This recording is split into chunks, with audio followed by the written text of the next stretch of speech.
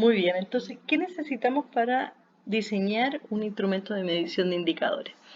Por un lado, tenemos que considerar y tener muy claro cuáles son los aspectos generales, vale decir, qué variables queremos observar del indicador, por supuesto, con qué indicador se relaciona, qué variables queremos observar, cuál es el grupo meta y la muestra que queremos trabajar, ¿cierto? Con qué frecuencia vamos a aplicar este instrumento, ¿cierto? Y, por supuesto, de qué manera vamos a aplicar las instrucciones. Por otro lado, viene la propia herramienta, el propio instrumento con la descripción de las pautas de entrevista, las preguntas, ya sean los distintos formatos que estemos utilizando, incluso, como veíamos, em, herramientas clásicas como la entrevista, el cuestionario, los grupos focales, pero también las herramientas participativas o otros instrumentos estandarizados que podemos considerar. Luego de eso necesitamos que las preguntas estén organizadas, tanto la información de la muestra, el detalle de la muestra, tanto como las preguntas específicas que están asociadas a las variables que queremos observar. Esto es fundamental que exista una organización modular porque esto nos va a ayudar entonces a después sistematizar, ¿cierto? Registrar, codificar, registrar y poder procesar esos datos.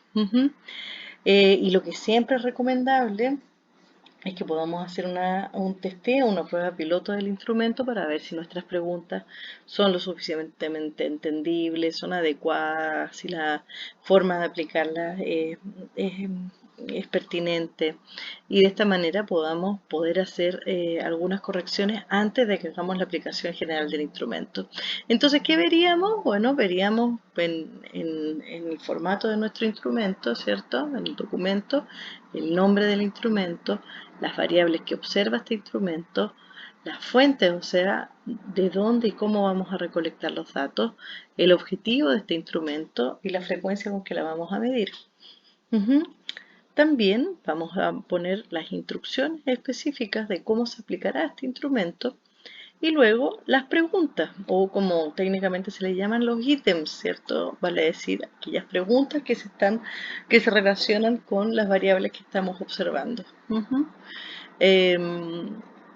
Y finalmente, lo que hacemos antes de validar este instrumento o para validar este instrumento es hacer una prueba piloto. Sí, aquí en esta imagen entonces tenemos más organizado en función de estas informaciones que venimos hablando, ¿cierto? Instrumento, nombre, indicador con que se relaciona, variable a observar, fuentes de información, objetivos del instrumento, frecuencia de aplicación, instrucciones, ¿sí? Que están dirigidas a quien va a aplicar el instrumento o directamente a los grupos meta si es que estos van a ser eh, van a recibir el formato, ¿cierto? Luego la aplicación, vale decir la muestra y los datos de información que estamos considerando. Por supuesto que tenemos que considerar aquí aspectos éticos y tener muy claro cuál es el grupo meta que estamos observando, ¿cierto? A lo mejor estamos observando grupos de niñas entre tales y tales edades de una determinada escuela, ¿cierto? Vamos a incluir aquí las informaciones que corresponden, además de la fecha, el nombre y el cargo de la persona que aplica, ¿cierto? Luego de esto, las preguntas. Por supuesto, y es una recomendación bien importante, es que también podemos utilizar técnicas participativas para la construcción de nuestros instrumentos de medición.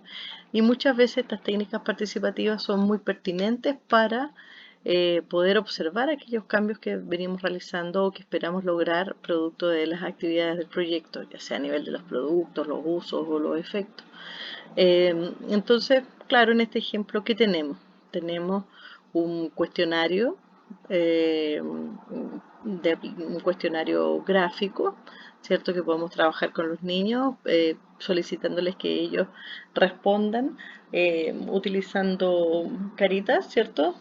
Felices, neutras o tristes.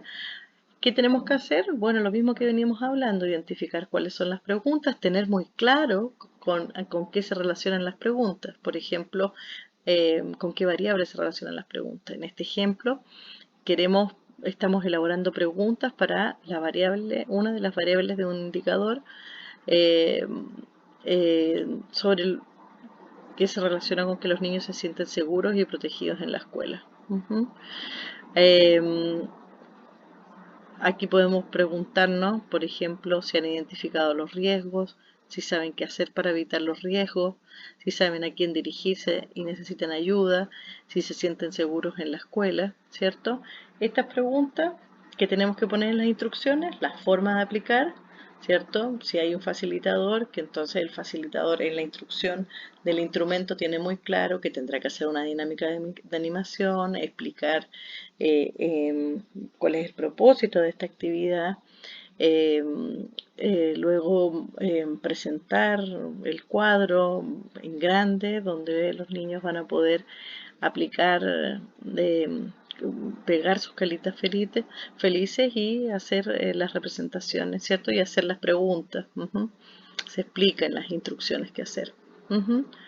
Luego se les solicita a los niños que eh, cuenten el número de caritas felices, más o menos y tristes, para cada una de las preguntas y que puedan compartir libremente por qué, ¿cierto? Porque creen que hay caritas felices, porque creen que hay más o menos caritas neutras o tantas caritas tristes. Estas observaciones se registran en una pauta de observación. Todos estos elementos están descritos, están detallados en las instrucciones y además tenemos un cuadro que permite vaciar. ¿Cuál es la única diferencia cuando ocupamos técnicas participativas que cuando tenemos instrumentos más clásicos? Es que tenemos que tener claro cómo vamos a codificar. Si antes decíamos que sí era 1, ahora podemos decir una carita feliz es un 1 y eso es lo que va a la planilla, ¿sí?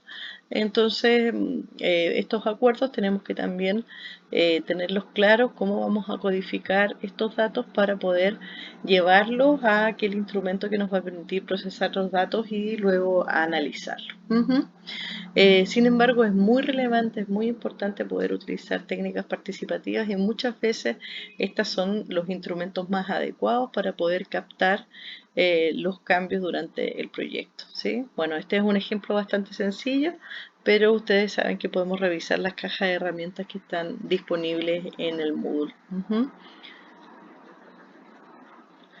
Cuando tenemos los instrumentos, por supuesto, en el proceso de levantamiento de datos tenemos también toda una secuencia, ¿cierto? Que es planificar, ¿cierto? Las muestras, la selección de los participantes, capacitar a los equipos para que esta aplicación sea una aplicación adecuada, que sea pertinente, que no que permita efectivamente producir el dato que interesa.